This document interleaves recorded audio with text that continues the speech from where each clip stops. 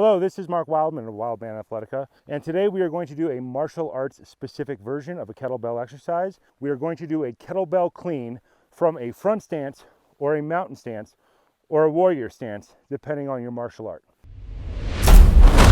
The most important thing with our basic clean is that, for the basic version, that we point our thumb back at the bottom so there's a safety valve for our elbow. We clean it up and we catch with a flat wrist. This is very specific to martial arts because when you punch, you should punch with a flat wrist. If you punch with a bent wrist, well, let's just consider it bad. You're probably going to break something. We don't want to do that. So we do our clean the same way we do our punches, with these two knuckles straight up in line with this arm, with this part of our arm perfectly flat. When we set up for this stance, we are going to start setting up high. We can change that later on to make it lower and lower and lower. We're going to point this foot straight ahead.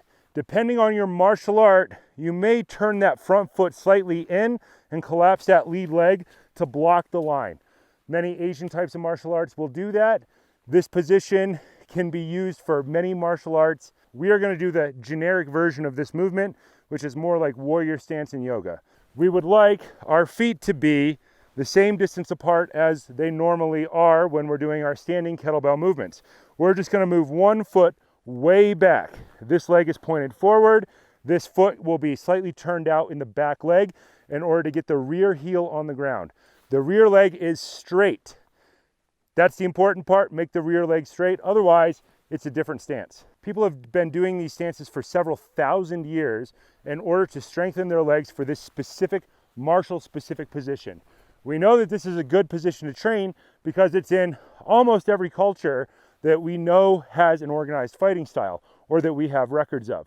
Whether it's European fencing, Renaissance swordsmanship, German long sword, Japanese swordsmanship, Japanese martial arts, Chinese martial arts, Filipino martial arts, this movement pattern is in there somewhere. When you train these positions in martial arts, you tend to hold static movements for some length of time for some part of your training. Not for all of your training, but for part of your training. I like to change that up. You can trick people into doing stances longer if you give them something to do while they're doing it. Instead of doing the classic light a stick of incense, wait for it to burn all the way down and just hold it the whole time until your legs shake, I prefer to set a timer and jack up the weight and integrate either kettlebells, clubs, maces, or hydrocore into it in order to just make it more mentally engaging and to fire the muscles in a bunch of ways that they should fire in anyway if you're going to be using these stances for actual violence. We're going to have that lead leg straight ahead. We're going to have our knee over our ankle. We can drive it further forward if we want, if that's part of your style. That might be an extension pose from certain types of martial arts, but for the most part, we want this to be strong. Somebody should be able to walk up and stand on this, so this should be vertical. We are going to take the L of our hand to the L of the kettlebell. We are using the opposite hand from our lead leg for now for this version of the exercise. We are going to do our kettlebell clean exactly like we would otherwise. Start with the kettlebell equal with the foot, hike the weight back, stand up with the hip, extending that lead hip, feel a stretch, bring your elbow up and catch. We get that weight, we're going to hike the weight back, and we're going to do our clean. On that first clean, you might have to adjust your feet based on whatever you're standing on. If your feet start to slide out, squeeze them in. Hike the weight back, catch. Hike the weight back, catch. Hike the weight back, catch.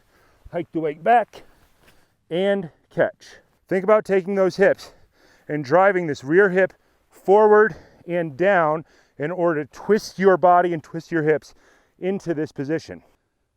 Hike the weight back. What you're going to notice is the kettlebell is not moving straight forward. It is going to move about 30 degrees off and go back underneath the leg. So 30 degrees. Straight ahead, 30 degrees. That's where the kettlebell is going.